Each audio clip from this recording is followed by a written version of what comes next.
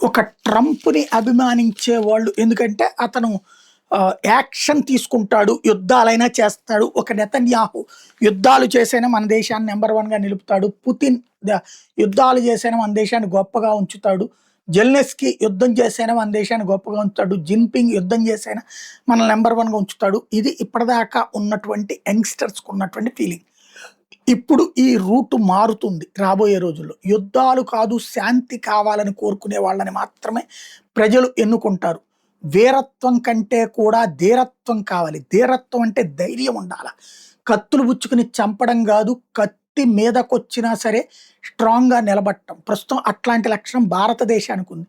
ఊకదంపుడు ఉపన్యాసాలు ఇవ్వడం, కొట్టాల్సినప్పుడు కొట్టడం, అవసరం లేనప్పుడు వదిలేయటం అన్నటువంటిది భారతదేశానికి చేత.